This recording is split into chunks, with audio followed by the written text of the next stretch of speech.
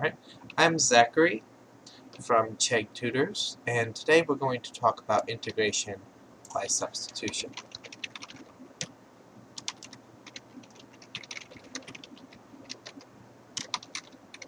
Okay? So integration by substitution tells us that the integral of f of g of x times g prime of x dx is equal to the integral of f of u du. Okay? So we notice two things here. One, that going from the left-hand side of this equation to the right-hand side of this equation, the g of x has become a u. Okay, that was our substitution. We picked the letter u, and we decided to set it equal to g of x. Okay? And then what else happened? Well, the g prime of x dx became just a du. Okay? So these are the two steps that we need whenever we do substitution. And later on we'll do definite integrals, and there'll be one more thing, but it won't be that bad. So we have two steps here.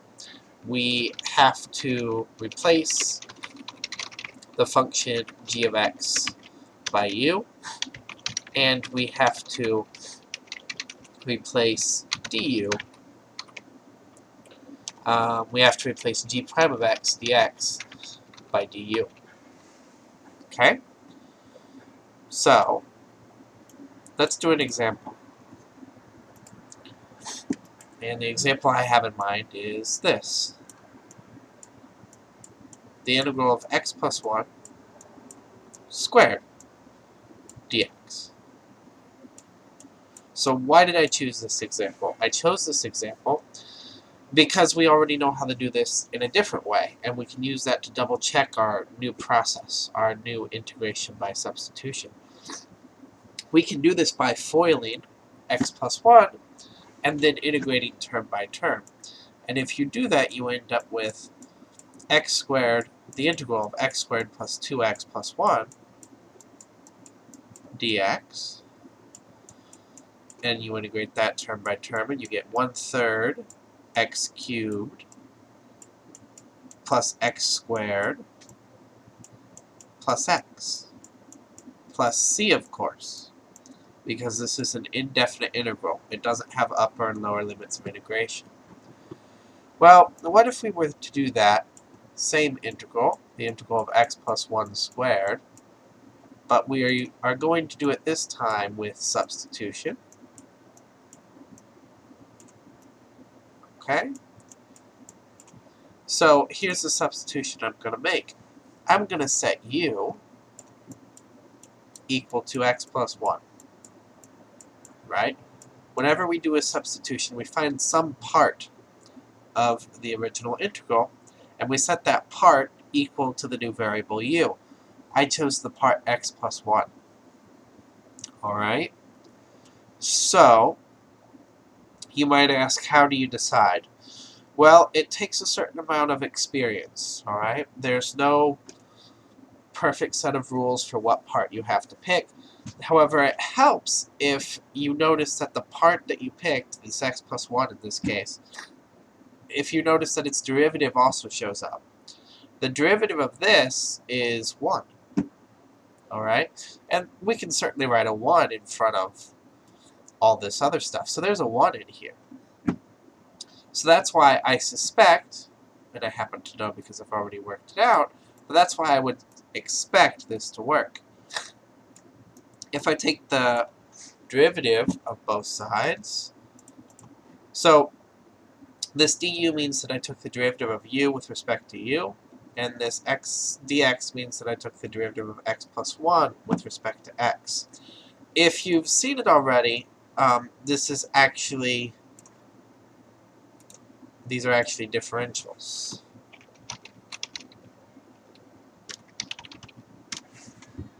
But if you don't know that yet, that's okay. It's a process, okay? So now we know how to get rid of this x plus 1, we just write a u there. We know how to get rid of the dx, we just write a du there, okay? So that gives us the integral of u squared du. Well, what's that? That is 1/3 u cubed plus c. Okay? Now, we have an integral, right? Because we've found an antiderivative of u squared. But what we haven't done is converted it back to the variable x. This is a very important step, and one that sometimes people forget.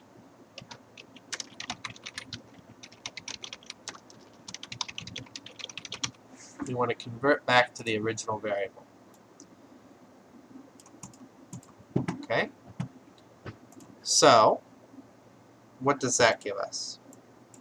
That gives us 1/3 x plus 1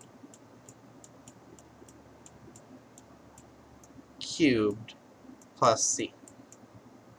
Okay? Now, I'm going to do that work over here for a second of expanding that cube out so that we can compare our two answers. Okay? So, here's our answer here of 1/3 x plus 1 cubed plus c. If you multiply this out, what you get is x cubed plus 3x squared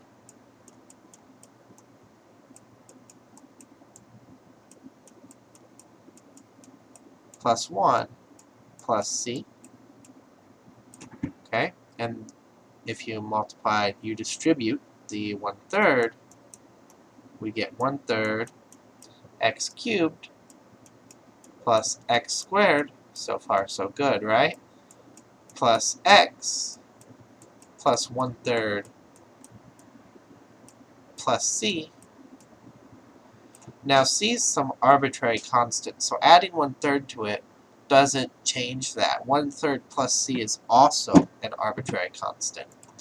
So we can erase this 1/3 plus c and just replace it. Let's put that one back. We'll just replace that with a c. And now these two are exactly the same. Okay? So now we just confirmed that our method works. Let's try something more difficult, though.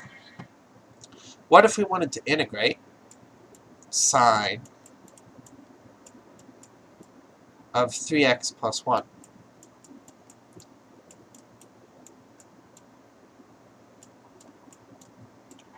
Okay? So here I would probably set u equal to 3x plus 1. And then I would write down du. Took the derivative of u with respect to itself. And I took the derivative of 3x plus 1 with respect to x to get me 3 dx. Okay, now I'll do my substitution. Then I'll have the integral of sine of u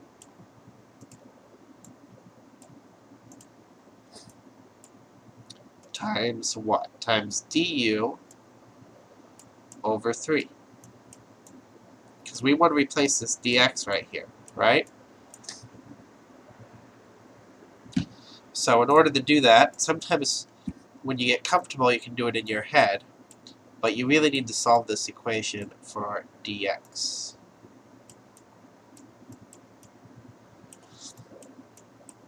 So this tells us that we should replace the dx with du over 3.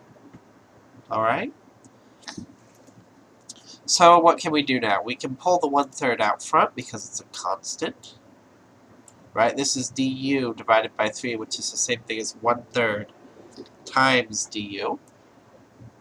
And now we're integrating sine of u du. Alright. And what's the integral of sine of u du? Well, that should be negative cosine of u plus c.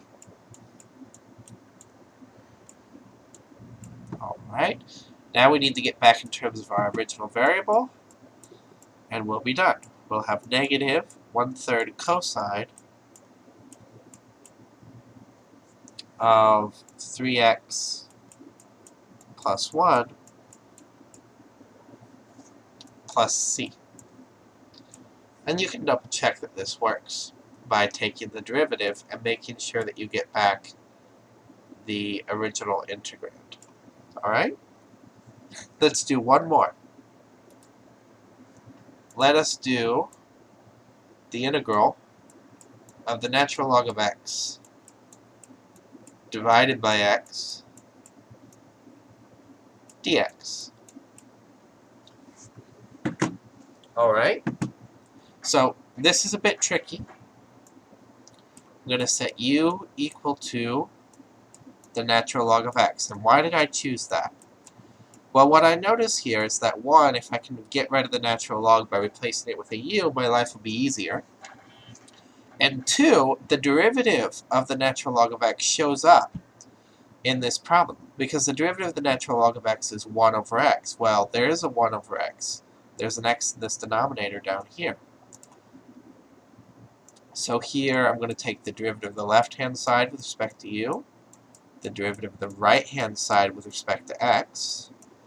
If I solve for dx, I end up with x du equals dx. Now I'll do my substitution. The natural log of x goes away, exactly like I wanted. We'll divide by x. Now I have to replace the dx. In this case, I have to replace it with x du. And something really nice happens. The x's cancel off. And now I'm integrating u du. Right? Well, that's exactly like integrating x dx. The u is just a variable. It's a placeholder for something we don't know yet. So the integral of u du is 1/2 u squared plus c. If you plug in the value for u to get back in terms of the original variable, you get 1/2 times the natural log squared of x plus c. And that's your answer. So there's one more thing that I need to talk about, okay? I need to talk about definite integration with substitution, okay? And so let me write down that title up here. Definite integration by substitution. What does that mean? Well, a definite integral has upper and lower bounds. Alright? So we have the integral from a to b of f of x, g of x, g prime of x, dx, and that's equal to the integral from g of a to g of b of f of u du, where, of course, here u is equal to g of x, just like before. Okay? Let's work out a nice example, and then this video will come to an end. What about the integral from 1 to e of the natural log of x divided by x? Alright, we already did this for substitution, but we did the indefinite integral. So here's what we'll do. we are going to set u equal to the natural log of x, right? Just like before, we end up with x du is equal to dx, okay? But we also need to change the upper and lower limits of integration. So we're going to have to say u of 1 is equal to the natural log of 1, which is equal to 0, and u of e is equal to the natural log of e is equal to 1. So this integral is equal to the integral from 0 to 1 of u over x times x du, and the x's cancel off again, and we end up with the integral from 0 to 1 of u du,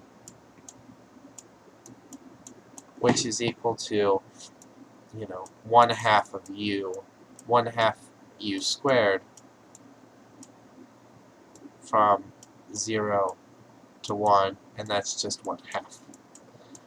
Now, you could, if you want, find the antiderivative of this using substitution like we did previously, right? And then convert back to the variable x and then plug in 1 and e.